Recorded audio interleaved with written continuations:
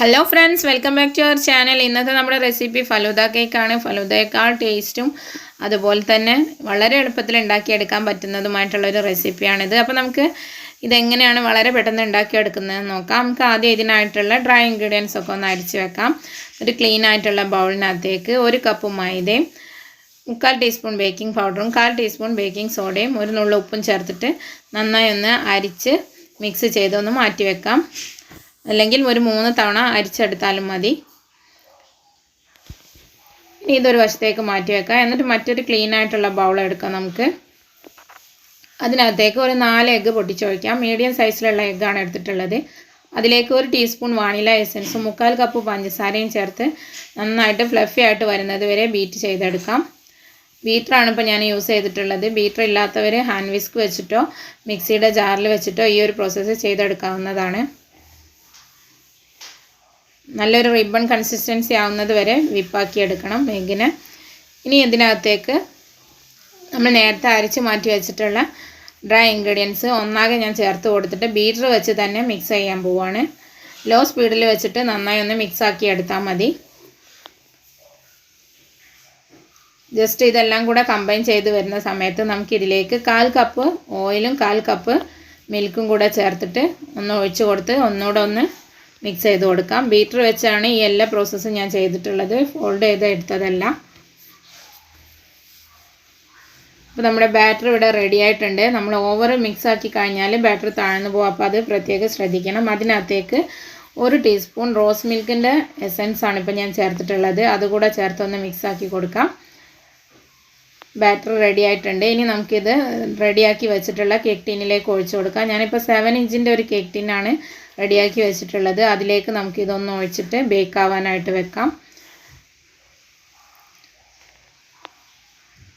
160 ഡിഗ്രിയിൽ 35 മുതൽ 40 മിനിറ്റ് വരെയാണ് നമ്മൾ ബേക്ക് ചെയ്തെടുക്കേണ്ടത്. ഇത് ഓവൻ ഇല്ലാതെ ചെയ്യുമ്പോൾ ലോ ഫ്ലെയിമിൽ ചെയ്താൽ മതി.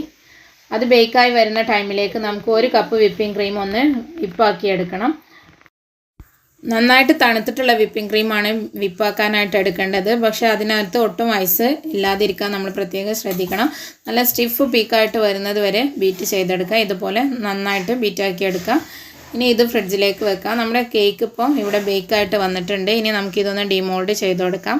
ഞാനിപ്പോൾ എൻ്റെ ഓവനിൽ 35 മിനിറ്റാണ് ഇത് ബേക്ക് ചെയ്തിട്ടുള്ളത്. 160 ഡിഗ്രിയിലാണ്. അത് ഓവൻ്റെ വ്യത്യാസം അതുപോലെ തന്നെ നമ്മുടെ കറണ്ടിൻ്റെ വോൾട്ടേജിൻ്റെ വ്യത്യാസമൊക്കെ അനുസരിച്ച് ടൈമിലൊക്കെ അങ്ങോട്ടും ഇങ്ങോട്ടും വ്യത്യാസം വരും. കേക്കിനൊന്ന് ഡിമോൾഡ് ചെയ്തതിന് ശേഷം ബട്ടർ പേപ്പറൊക്കെ മാറ്റിയിട്ട് നന്നായിട്ട് തണുക്കാനായിട്ട് വെക്കുക. അപ്പോൾ നിങ്ങളിത് ഓവൻ ഇല്ലാതെയാണ് ചെയ്യുന്നതെങ്കിൽ ലോ ഫ്ലെയിമിൽ ഒരു 45-50 മിനിറ്റിൽ അധികമൊക്കെ ചിലപ്പോൾ എടുക്കും.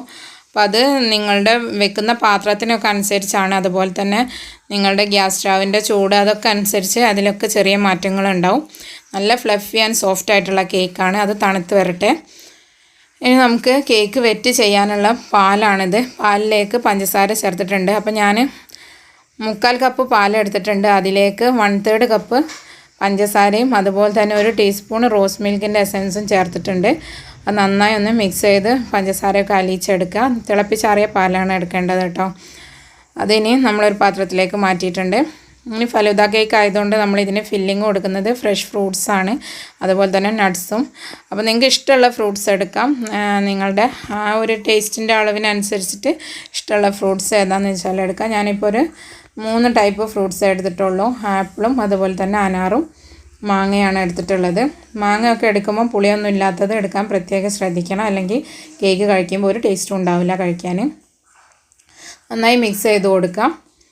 അതിലേക്ക് ഞാൻ കുറച്ച് നട്ട്സും അതുപോലെ തന്നെ ഡ്രൈ ഫ്രൂട്ട്സും ഒക്കെ ചേർക്കുന്നുണ്ട്. അതൊക്കെ നിങ്ങളുടെ അളവിനനുസരിച്ച് ഏകദേശം ഒരു കണക്കാക്കിയിട്ട് എടുത്താൽ മതി. ഞാനിപ്പോൾ ഏകദേശം ഒരു 1/3 കപ്പൊക്കെ ഫ്രൂട്ട്സ് ഓരോ ലെയറിലും ഫില്ലിംഗ് ആയിട്ട് കൊടുക്കുന്നുണ്ട്. അപ്പോൾ അതവിടെ റെഡിയാക്കി വെച്ചിട്ടുണ്ട്. അതിനകത്തേക്ക് കുറച്ച് പഞ്ചസാര കൂടെ ചേർത്തിട്ടുണ്ട് കേട്ടോ. അത് വീഡിയോയിൽ കാണിക്കാൻ വിട്ടുപോയതാണ്. അപ്പോൾ ഇത് നമ്മുടെ കേക്ക് ഇവിടെ നല്ലോണം തണുത്ത് വന്നിട്ടുണ്ട്. ഇനി നമ്മളിതൊന്ന് 3ആയിട്ട് കട്ട് ചെയ്തെടുക്കുകയാണ്. 3 ലെയറായിട്ട് കട്ട് ചെയ്തിട്ട് അതിൻ്റെ മുൻപ് ഇതിൻ്റെ മുകളിലുള്ള ക്രസ്റ്റ് ഞാൻ മാറ്റുന്നുണ്ട്.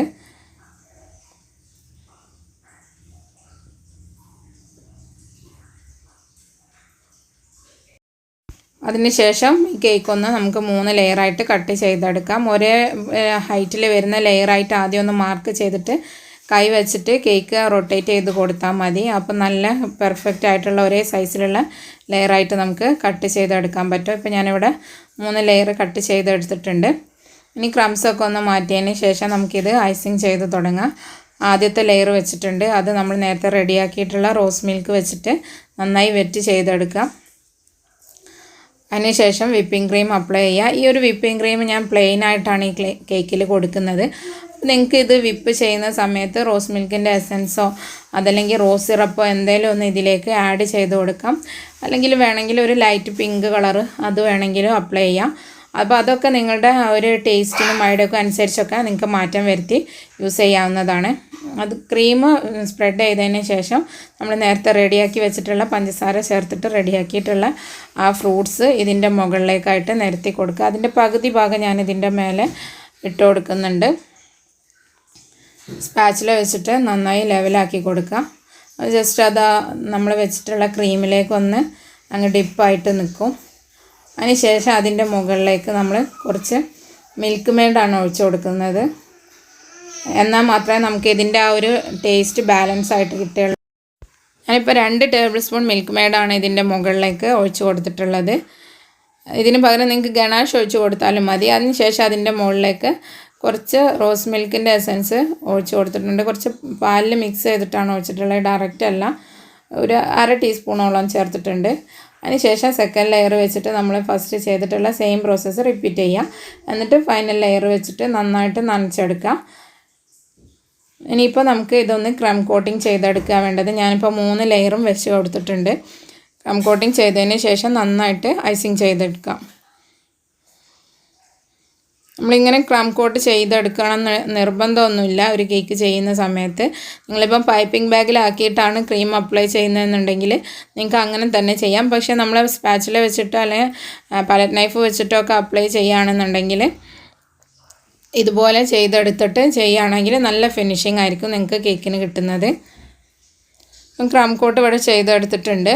ഇനി നമുക്കിത് മുഴുവനായിട്ടൊന്ന് ഐസിങ് ചെയ്തെടുക്കാം.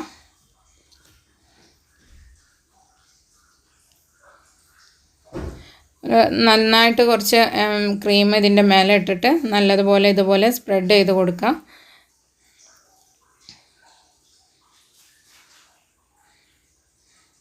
സൈഡിലും അതുപോലെ തന്നെ നന്നായിട്ട് തന്നെ ക്രീം അപ്ലൈ ചെയ്ത് കൊടുക്കുക. ഗ്യാപ്സൊക്കെ ഫില്ല് ചെയ്ത് നല്ല നീറ്റാക്കി എടുക്കാം.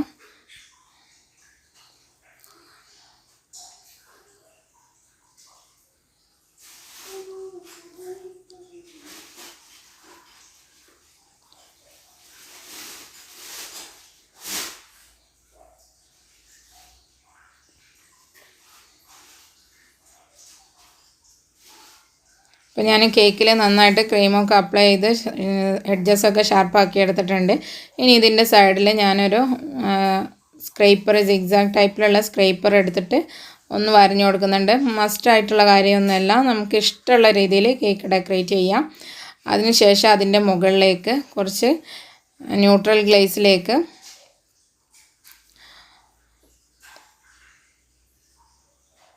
Rose മിൽക്കിൻ്റെ essence ചേർത്തതാണിത്. അത് ഇതിൻ്റെ മേലെ ഒന്ന് സ്പ്രെഡാക്കി കൊടുക്കുന്നുണ്ട്. ഇതിന് പകരം നിങ്ങൾക്ക് ഗനാഷ് ഒഴിച്ചിട്ട് ചെയ്താലും മതി. ഇനി അതല്ലെങ്കിൽ നിങ്ങൾക്ക് ഇത് ഈ പുറമേ കൊടുക്കുന്ന ക്രീമിൽ റോസ് മിൽക്കിൻ്റെ എസൻസ് ചേർത്തിട്ട് ഒരു പിങ്കിഷ് കളറാക്കിയിട്ട് അങ്ങനെ വേണമെങ്കിലും ചെയ്തെടുക്കാം. ഞാനിത് മുകളിൽ മുഴുവൻ സ്പ്രെഡ് ചെയ്ത് കൊടുത്തിട്ടുണ്ട്. ഇനി നമ്മളിത് കുറച്ച് ഫ്രഷ് ഫ്രൂട്ട്സ് വെച്ചിട്ടൊന്ന് ഗാർണിഷ് ചെയ്തെടുക്കാം.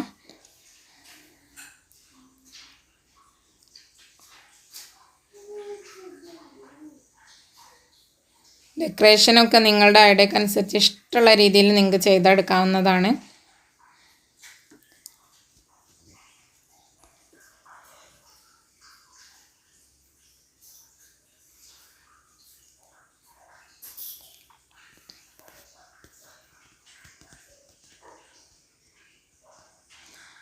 ഇനി ഇതിൻ്റെ സൈഡിലായിട്ട് ചെറിയൊരു ചോക്ലേറ്റ് ഡെക്കറേഷനും കൂടെ വെച്ച് കൊടുക്കുന്നുണ്ട്. ഇത് ഞാൻ മോൾഡിനകത്ത് ചെയ്തെടുത്തിട്ടുള്ളതാണ്. മുൻപൊരു വീഡിയോയിൽ ആരോ ചോദിച്ചിട്ടുണ്ടായിരുന്നു എങ്ങനെയാണ് ചെയ്തതെന്ന്. മോൾഡിൽ ചെയ്തതാണ്. അപ്പോൾ ഇതാണ് നമ്മുടെ ഫൈനലായിട്ടുള്ള കേക്കിൻ്റെ ഒരു സ്ട്രക്ചർ വരുന്നത്. അപ്പോൾ ഇതിൻ്റെ ഡെക്കറേഷൻ ഞാൻ നേരത്തെ പറഞ്ഞു, നിങ്ങൾക്ക് ഇഷ്ടമുള്ള രീതിയിൽ മാറ്റം വരുത്തിയിട്ട് ചെയ്യാം. ഉള്ളിൽ ചെയ്യുന്നതൊക്കെ സെയിം ആയിരുന്നാൽ മതി. പുറമെ നിങ്ങൾക്ക് ഐഡിയക്ക് അനുസരിച്ച് എല്ലാ മാറ്റങ്ങളും വരുത്താം. ഇനി നമുക്കിതൊന്ന് കട്ട് ചെയ്ത് കാണിക്കാം. വളരെ ടേസ്റ്റി ആയിട്ടുള്ള നിങ്ങൾക്ക് ഇഷ്ടപ്പെടുന്ന രീതിയിലുള്ള ഒരു കേക്കാണിത്. അപ്പോൾ നിങ്ങളെല്ലാവരും ഇതൊന്ന് വീട്ടിൽ ട്രൈ ചെയ്ത് നോക്കുക, നിങ്ങളുടെ അഭിപ്രായങ്ങൾ അറിയിക്കുക. വീഡിയോ ഇഷ്ടമായെങ്കിൽ ഷെയർ ആൻഡ് ലൈക്ക് ചെയ്യാൻ മറക്കരുത്. അതുപോലെ തന്നെ എൻ്റെ ചാനൽ ഇതുവരെ സബ്സ്ക്രൈബ് ചെയ്യാത്ത ആരെങ്കിലും ഉണ്ടെങ്കിൽ ചാനൽ സബ്സ്ക്രൈബ് ചെയ്ത് സപ്പോർട്ട് ചെയ്യാം. ഇതുപോലെയുള്ള നല്ല നല്ല വീഡിയോകൾ നോട്ടിഫിക്കേഷനായിട്ട് ലഭിക്കാൻ വേണ്ടിയിട്ട് ബെല്ലൈക്കൺ പ്രസ് ചെയ്ത് ഓൾ എന്ന് പ്രസ് ചെയ്ത് വെക്കുക. ഇൻഷാ അല്ലാഹ് മറ്റൊരു നല്ല വീഡിയോ ആയിട്ട് മറ്റൊരു എപ്പിസോഡിൽ വീണ്ടും കാണാം. Thank you for watching.